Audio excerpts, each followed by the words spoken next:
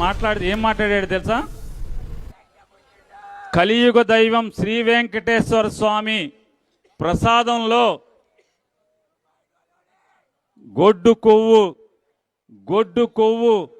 పంది కొవ్వు చేపల నూనె కలిపి జగన్మోహన్ రెడ్డి జనాలకి తిని భక్తులకి ప్రసాదం పెట్టాడు అని చెప్పి మాట్లాడాడు. ఆ డోలక్ బ్యాచ్ పక్కన ఒక పక్క పవన్ కళ్యాణ్, ఒక పక్క బీజేపీ వాళ్ళు.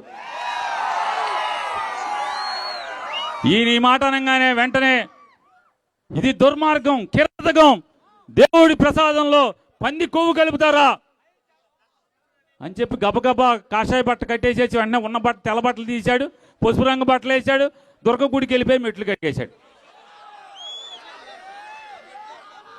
దుర్గ గుడికి వెళ్ళి మెట్లు కడిగేసేసి రొప్పుతా ఆయాసపడతా ఒగురుస్తా మెట్లు ఎక్కినట్టున్నాడు. ఎక్కి మళ్ళీ దిగి వ్యాన్ ఎక్కి తిరుపతిలో ఐఎమ్ అన్అపాలజెటిక్ సనాతన్ని అని పెద్దగా రంకెలేసి అరుపులేసి అసలు మా హిందూ మతాన్ని జగన్మోహన్ రెడ్డి ఇట్ట చేస్తున్నాడు, అసలు దేవుడినా ఇదా అన్నాడు. కోర్టు ఏం చెప్తాం? సుప్రీంకోర్టుకి సిబిఐ ఏం ఛార్జ్షీట్ వేసింది? ఎంతకన్నా పాపం కొట్టలేదు. దాంట్లో గొడ్డు కొవ్వు కానీ లేదా పంది కొవ్వు కానీ చేప నూనె కానీ కలవలేదు, ఇది అబద్ధం అని చెప్పింది కదా. ఇప్పుడు జగన్మోహన్ రెడ్డి గారు పీరియడ్లో ఇన్ని అపవిత్రం చేశాడు జగన్మోహన్ రెడ్డి అని చెప్పారు. ఇప్పుడు సుప్రీంకోర్టు లేదు అని చెప్తుంది, సిబిఐ లేదు అని చెప్తుంది. ఆ సిబిఐ వేసిన సిట్లో ఆంధ్రప్రదేశ్ సంబంధించినటువంటి 3 ఆఫీసర్లు ఉన్నారు. వీళ్ళు మొత్తం ఢిల్లీ వాళ్ళు కాదు, 3 ఇక్కడ వాళ్ళే ఉన్నారు. ఇదంతా చేశారు కదా.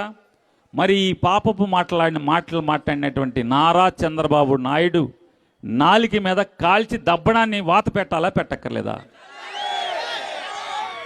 ఇంత పాపం చేసినటువంటి లేదా సాక్షాత్తు కలియుగ దైవం వెంకటేశ్వర స్వామి భక్తులందరినీ కూడా ఇంత అపహాస్యం పాలు చేసి, హిందూ మతాన్ని అపహాస్యం పాలు చేసి, ప్రజల నమ్మకాన్ని, భక్తుల నమ్మకాన్ని అపవిత్రం చేసినటువంటి నారా చంద్రబాబు నాయుడు గారికి ఒళ్ళంతా వాతలు పెట్టి తిరుపతి గుడి చుట్టూ తిప్పాలా తిప్పక్కర్లేదా? పొళ్ళు దండాలు పెట్టిస్తా. పవన్ కళ్యాణ్ ఏం చేయాలి చెప్పండి? ఇప్పుడు ఈ రాష్ట్రంలో ఉన్నటువంటి ఎన్ని లక్షల గుళ్ళు ఉంటే అన్ని గుళ్ళు కడిగించక్కర్లేదా? మెట్లన్నీ వీళ్ళకి ఒళ్ళంతా బాతలు పెట్టాలా పెట్టక్కర్లేదా? తుచ్చమైన రాజకీయం కోసం, ఈ కక్కుర్తి, ఈ అధికారం కోసం దేవుడిని అడ్డం పెట్టుకోవటం, దేవుడి ప్రసాదాన్ని అడ్డం పెట్టుకోవటం, భక్తుల మనోభావాలను అడ్డం పెట్టుకోవటమా?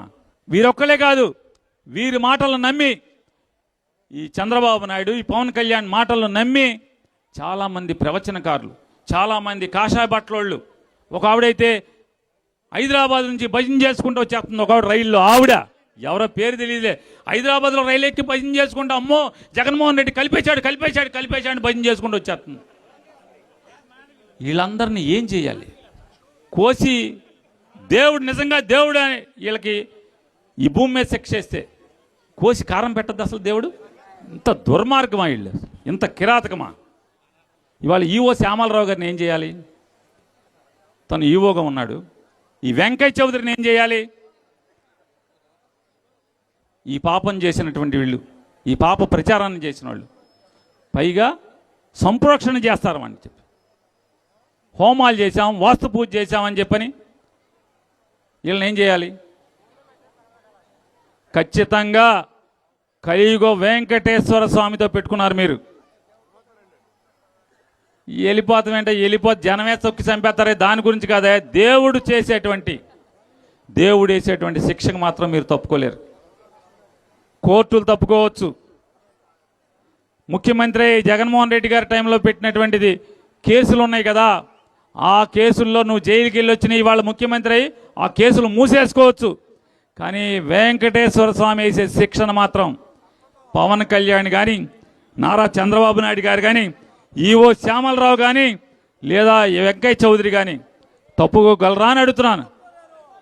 ఇవాళ అంతిమంగా వైఎస్ఆర్ కాంగ్రెస్ పార్టీ తరపున లేదా వెంకటేశ్వర స్వామిని కొలిచేటువంటి ఒక భక్తుడిగా నారా చంద్రబాబు నాయుడు, పవన్ కళ్యాణ్ రాజీనామా చేసి ఇంటికి పోవాలా అక్కర్లేదా అని అడుగుతున్నాను, డిమాండ్ చేస్తున్నాం.